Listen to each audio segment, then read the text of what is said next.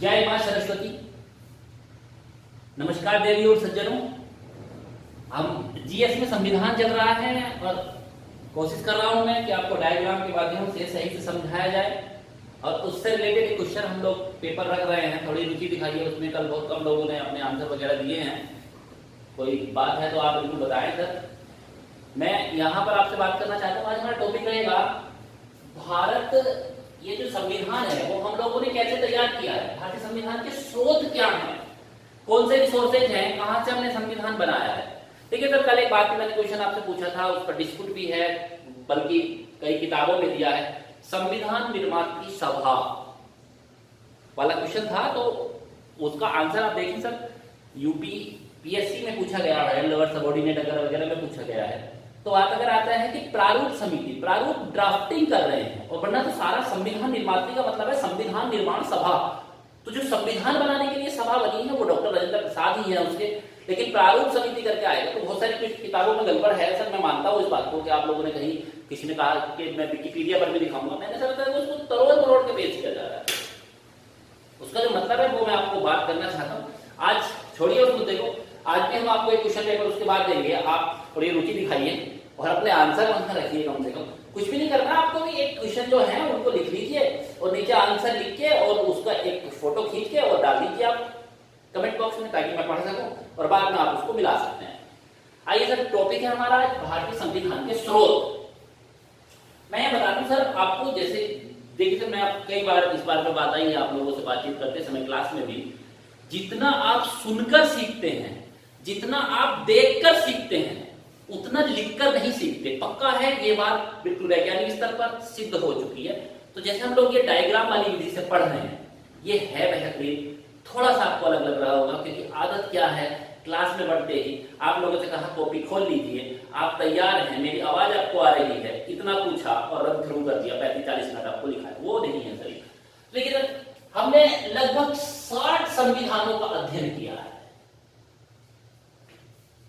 जब भारतीय संविधान बना तो जो ड्राफ्टिंग समिति है, कल भी मैं आपको बात कर रहा था, प्रारूप समिति के लोग जो 7 सदस्य डॉक्टर भीमराव अम्बेडकर जी उसके अध्यक्ष हैं, उन्होंने 60 देशों के संविधान का अध्ययन किया है। तो 60 देशों के संविधान से हमने अनुच्छेद नहीं लिए हैं, उन्हें पढ़ा है।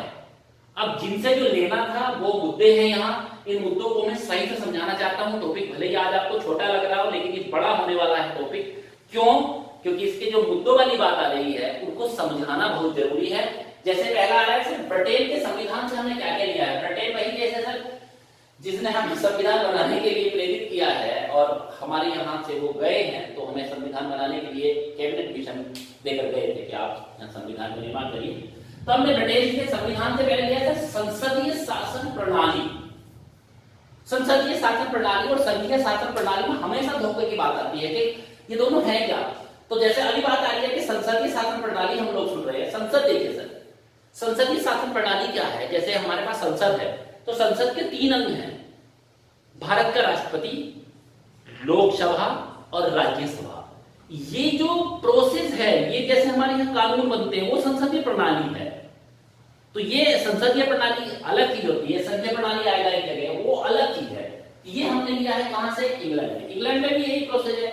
एक वहां निम्न सभा है, एक उच्च सभा है, और फिर उसके बाद जो वहां राजा महाराजा की पोस्ट होती है, जैसे हमारे राष्ट्रपति की होती है, तो वहां वंशानुगत है, तो वो वहां उसके पास जाता है। दूसरा देखिए हमने लिया है ब्रिटेन के संविधान से ही लोकसभा के प्रति मंत्री परिषद का सामूहिक उत्तरदायित्व। बहुत बहुत महत्वपूर्ण मुद्दा है।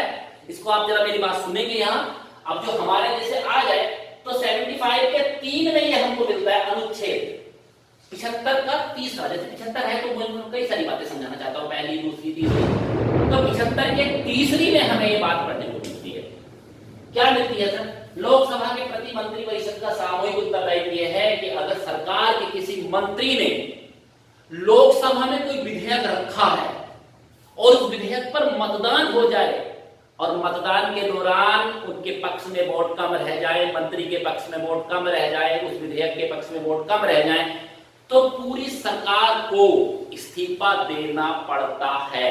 कोई रास्ता नहीं है। इसे कहते हैं लोकसभा का सामूहिक, लोकसभा के प्रति मंत्री परिषद का सामूहिक उत्तरदायित्व। ये अनुच्छेद 75 के तीसरे में है, 75 का तीसरा खंड है, वहां पर हमको पढ़ने को मिलता है। ये भी सर बहुत सारे लोग 75 आ जाता है, 75 का 1 आ जाता है, 75 का 2 आ जाता है, बिल्कुल नहीं, 75 का 3 खंड 3 में ये बात मिलेगी। विधि का शासन, विधि का शासन होने का मतलब ये है सर कि भारत में जो कानून बनकर आए हैं, जो अप्रूवल हो गए हैं कानून, जो कानून बन चुके हैं विधेयक, उनके अनुसार शासन चलेगा, उसके दायरे में भारत की समस्त जनता, तो इसको कहते हैं विधि का शासन, किसी राजा का शासन। आ गए सर, बारिश बहुत तेज है सर, आज अंदर की आवाजें आ रही हैं। एक है हमारे पास एकल नागरिकता, नागरिकता सिटीजनशिप। अमेरिका की बात करें सर तो अमेरिका के जो नागरिक हैं उनको दोहरी नागरिकता मिलती है। दोहरी नागरिकता का मतलब ये है जो स्टेट है, राज्य वहां है, वो अलग से नागरिकता देंगे और अमेरिका उनको अलग से नागरिकता देता है। तो नागरिक जैसे हम लोग यहाँ पूछते हैं तो हमारे पास आता है हम भारतीय हैं, और अगर हमारे यहाँ दोहरी नागरिकता होती तो जैसे मेरा नाम कमल कुमार है और मुझसे आप मेरी नागरिकता पूछते तो मैं कहता मैं उत्तर प्रदेश का नागरिक हूं और भारत, उत्तर प्रदेश और भारत का नागरिक हूं, ऐसे करके बोलना है मुझे। तो डबल है, हमारे यहाँ सिंगल है, और हमने ये अपने संविधान में रखा है इसको। ये सारे वो टॉपिक हैं जो हमने अपने संविधान में रखे हैं, लेकिन कहां से रखे हैं वो वाली बातें आज चल रही है।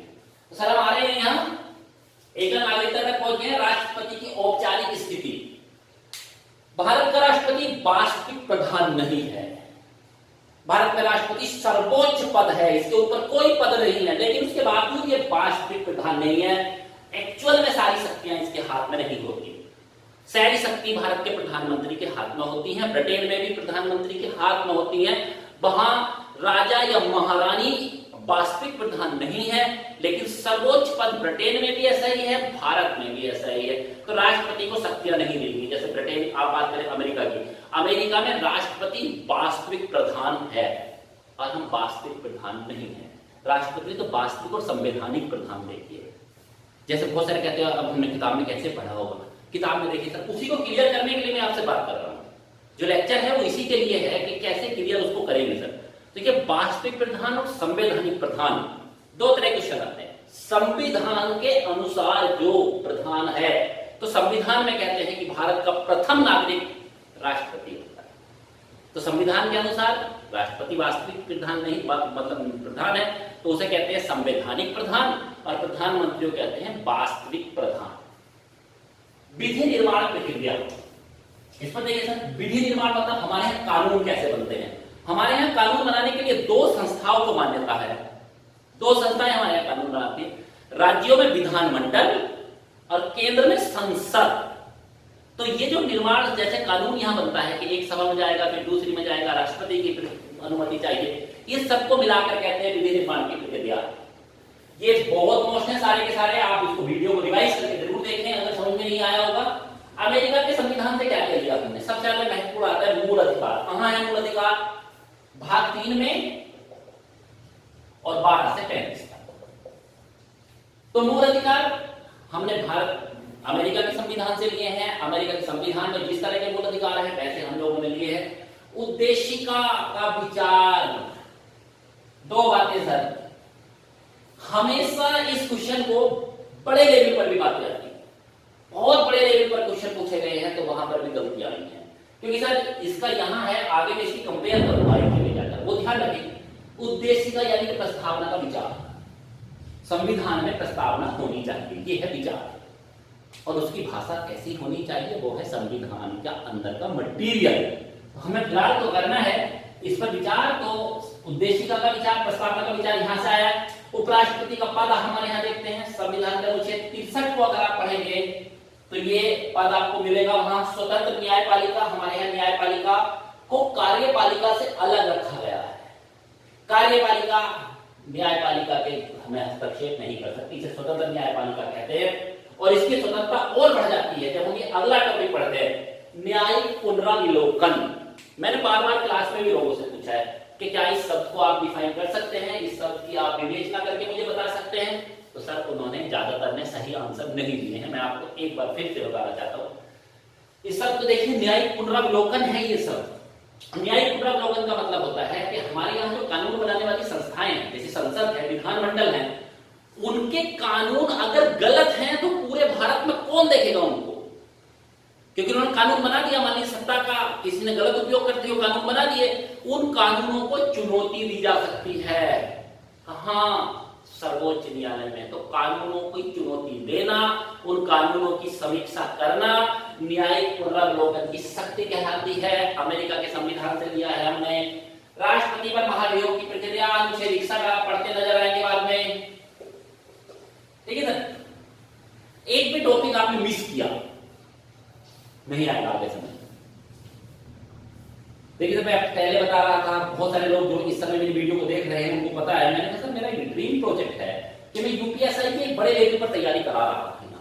स्पेशल बैच सुबह 6:30 बजे से मैं लगाता था, लेकिन सर लॉकडाउन की वजह से नहीं लग रहा है। तो यूपीएसआई को मैंने बिल्कुल फोकस रखा है, इसीलिए संविधान से शुरू कर रहा हूँ जीएस, क्योंकि सर उसमें पिछली बार भी जीएस में बहुत सारे लोग फेल हैं। एक कट ऑफ होता है, 50% आपने नहीं किया है जीएस में, 40 क्वेश्चन है, 20 नहीं किया है तो आप पास नहीं है। तो वो जो क्राइटेरिया है उसको जो पार करना है, उसलिए मैं संविधान पर भी जोर दे रहा हूँ। गणित के टॉपिक मुझे पता है, मैं कल शुरू करूँ परसों शुरू करूँ, उनको मैं आराम से कर सकता हूँ, इसमें मैं भी मेहनत करता हूँ सर पढ़ाने के लिए। अच्छा ये सर, तो हम दो देशों के संविधान से हमने क्या क्या लिया है, उस पर बात आई है। आ रहे हैं सर आयरलैंड के संविधान। नंबर 3, राज्य के नीति निर्देशक तत्व लिए हैं। राज्य के नीति निर्देशक तत्व कहां से देखते हैं हम? अनुच्छेद 36 से 51 तक देखते हैं। तो वहां ये उसके बाद राष्ट्रपति का निर्वाचक मंडल, राष्ट्रपति का चुनाव कौन करेगा? क्या भारतीय जनता वोट डालने जाएगी? नहीं, राष्ट्रपति अप्रत्यक्ष रूप से भारत की जनता द्वारा चुने जाते हैं। अर्थात पहले भारत एमएलए एमपीओ को चुनती है और एमएलए एमपी राष्ट्रपति को चुनते हैं। अब मुझसे आप एक ही लाइन में पूछें निर्वाचक मंडल में कौन कौन होते हैं, तो सिर्फ एक, सारे निर्वाचित एमएलए और एमपी, निर्वाचित जिनको भी मनोनीत किया गया है उन्हें वोट डालने का अधिकार नहीं है। आगे देखो सर, भारत का राष्ट्रपति राज्यसभा में 12 सदस्यों को मनोनीत कर सकता है जो विभिन्न क्षेत्रों में विशेष योग्यता रखते हैं, कला में, संगीत में, विज्ञान में, पत्रकारिता में, समाज सेवा में, खेलों में, जिन्होंने इनमें विशेष योग्यता रखी है, भारत के राष्ट्रपति को लगता है। तो 12 सदस्य जो संसद सदस्य होते हैं, जैसे लोकसभा सदस्य होते हैं वैसे ही संसद सदस्य होते हैं, उनको राज्यसभा के लिए मनोनीत कर सकता है। यहां पर आ रहे हैं आगे आ जाइए सर। नंबर 4 जा रहे हैं। तो ऑस्ट्रेलिया सर ने क्या किया? देखो सर ये वाला क्वेश्चन था जो डिस्प्यूट आ रहा था, वहां मैंने कहा था कि जरा ध्यान देंगे। तो देखो सर यहां मैंने लिखा है, वहां है प्रस्तावना की भाषा, यहां है प्रस्तावना का विचार। उद्देशिका और प्रस्तावना एक ही बात है, चाहे तो आप उद्देशिका पढ़ें चाहे उसको प्रस्तावना करें, एक ही बात है सर। तो प्रस्तावना की भाषा पूछेंगे कहां से ली गई है, तो ऑस्ट्रेलिया का संविधान है। और आपसे पूछा जाएगा कि उद्देशिका प्रस्तावना का विचार, तो अमेरिका का संविधान है। केंद्र राज्यों में संबंध क्या है, हमारे केंद्र का राज्यों से क्या संबंध है, किस प्रकार विषयों का बंटवारा है, शब्द सूची कैसा है, राज्य सूची कैसा है, संवर्ती सूची कैसा है, कैसे शक्तियों का बंटवारा किया गया है, ये सारा यही से लिया मैंने। केंद्र राज्य संबंध पूछे, संवर्ती सूची पूछे, शक्तियों का विभाजन पूछे। शक्तियों का विभाजन कहां हुआ है? शक्तियों का विभाजन हुआ है केंद्र राज्य संबंध के अंतर्गत 3 सूचियां बनाकर, संघ सूची केंद्र सरकार के कानून, राज्य सूची राज्य सरकार के कानून, संवर्ती सूची राज्य और केंद्र दोनों के कानून, और कोई ऐसा विषय जो तीनों सूची में नहीं है परंतु छूट गया है धोखे से, तो उस विषय पर कानून बनाने का अधिकार दिया जाएगा भारतीय संसद को। आगे सर, कनाडा के संविधान से क्या कह रहे हैं हम? कनाडा संघीय शासन प्रणाली की है सर। संसदीय प्रणाली और संघीय प्रणाली में संबंध समझिए। भारत अनुच्छेद 1 कहता है कि भारत राज्यों का संघ है, तो वहां संसद का मतलब नहीं है। सारे राज्यों से केंद्र का किस प्रकार का संबंध है, केंद्र बीच में है, उसके चारों ओर कितने राज्य चक्कर लगा रहे हैं, जैसे सूर्य बीच में है उसके चारों ग्रह चक्कर लगा रहे हैं, यह है संघीय शासन प्रणाली। तो संसदीय प्रणाली राष्ट्रपति, लोकसभा, राज्यसभा, उनको सबको मिलाकर जो प्रणाली चल रही है, जो सिस्टम वहां है, प्रणाली हिंदी का वर्ड है, अंग्रेजी में सिस्टम है ये। राज्यपाल ये बहुत बहुत महत्वपूर्ण है। ये लिखा है राज्यपाल का राष्ट्रपति के विचार हेतु विधेयक सुरक्षित रखना। अगर विधानमंडल में कोई विधेयक आया है और राज्यपाल चाहे मुझे इसे पारित नहीं होने देना, तो फिर वो उसको राष्ट्रपति के विचार हेतु रख सकता है। बताओ रख सकता है कि नहीं रख सकता है? आगे जाइए। अवशिष्ट, अवशिष्ट होता है बची हुई शक्तियों का सिद्धांत सशक्त केंद्र, अर्थात जो शक्ति राज्यों के पास नहीं है, केंद्र के पास नहीं है, और वे शक्ति वे विषय हैं उन पर विद्यमान हैं, उन पर चर्चा का विषय है, वो सारे विषय केंद्र के अंतर्गत आते हैं। इसलिए केंद्र सशक्त है, राज्यों से ज्यादा सशक्त है केंद्र, संसद ज्यादा सशक्त है, विधानमंडल कम सशक्त है। ये यहां से लिया है। आगे देखिए, छोटे छोटे टॉपिक बचते हैं। आपातकालीन, देखिए सर मैं यहां एक बात और जोड़ देना चाहता हूं। आ जाइए सर, एक यहां मैं वित्तीय आपात को और जोड़ना चाहता हूं। जरा थोड़ा सा मेरा ध्यान आवाज होगा, क्योंकि आपात है, वित्तीय आपात जो हम 360 में लगाते हैं, भारत में कभी नहीं लगा है। वित्तीय आपात जानते हैं, बड़ा खतरनाक स्थिति है। आप अगर कर्मचारी हैं तो आपका वेतन वित्तीय आपात के दौरान कितना भी घटाया जा सकता है, खत्म भी किया जा सकता है। आपसे कहा जा सकता है कि आप घर रहिए, 10 महीने का वेतन नहीं मिलेगा, जब तक वित्तीय आपात का वेतन नहीं मिलेगा। तो ऊपर वाली कृपा है, आज तक ऐसा हुआ भी नहीं है। अगर होगा तो फिर 360 माह लगेगा वित्तीय आपात। छोड़िए, आपातकालीन उपबंधों की बात आ रही है सर हमारे पास। आपातकालीन उपबंध देखिए सर, हम 356 से शुरू करेंगे, सॉरी 352 और 356। ये दोनों प्रक्रिया यहाँ पर है। जर्मनी का बीमन संविधान है, 1933 में बना था, बाद में इसका दूसरा संविधान बना है, तो हमने पहले वाले संविधान को पकड़ा है। दक्षिण अफ्रीका के संविधान से हमने संविधान संशोधन की प्रक्रिया ली है, अनुच्छेद 368 को पढ़ते नजर आएंगे।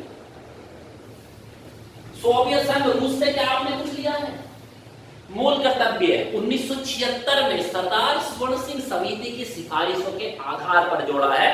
तो इसे ड्राफ्टिंग समिति ने नहीं जोड़ा था, इसको जोड़ने का कार्य किया है बाद में सरदार स्वर्ण सिंह समिति के आधार पर श्रीमती इंदिरा गांधी के कार्यकाल में। ये बाद में जुड़े हैं, मैंने इसलिए 1976 बना दिया है, ये मूल संविधान में नहीं है। विधि द्वारा स्थापित शासन, ये जो ये लैंग्वेज है, विधि द्वारा स्थापित प्रक्रिया, अनुच्छेद 21। अनुच्छेद 21 को बड़ा चर्चा का विषय रहता है। आप विधि द्वारा स्थापित प्रक्रिया के अनुसार ही अपना जीवन त्याग सकते हैं। तो ये देह की स्वतंत्रता है, शरीर और देह की स्वतंत्रता, उसमें ये पढ़ने को मिलेगा। जब बाद का टॉपिक आएगा बिल्कुल डिटेल से पढ़ाता नजर आऊंगा मैं आपको। फ्रांस के संविधान से क्या लिया है? गणतंत्रात्मक शासन प्रणाली। देखिए सर, लोकतंत्र दो प्रकार का होता है, राजतंत्र और गणतंत्र। राजतंत्र जहां का मुखिया राजा हो, गणतंत्र जहां के मुखिया का मनोनयन ना हुआ हो, उसका निर्वाचन होता हो। जैसे ब्रिटेन में चले जाओगे तो वहां के राजा या महाराजा का निर्वाचन नहीं होता, वहां के राजा या महाराजा को निर्वाचित नहीं करते लोग, वंशानुगत है। तो वो कैसी व्यवस्था है लोकतंत्र की? राजतंत्र व्यवस्था, राजा का तंत्र, लेकिन नीचे लोकतंत्र है, शीर्ष पर लोकतंत्र नहीं है। वहां गणतंत्र अगर चाहते हो तो भारत में गणतंत्र शासन प्रणाली है। इसीलिए गणतंत्र कहते हैं, क्योंकि जो भारत का राष्ट्रपति है वो भी अप्रत्यक्ष रूप से ही क्यों ना चुना जाए, भारत की जनता द्वारा ही चुना जाता है। भारत के लोग कहीं ना कहीं उसमें भागीदारी रखते हैं। इसलिए भारत की जो लोकतंत्र है वो किस प्रकार का है? गणतंत्रात्मक शासन प्रणाली में है हम।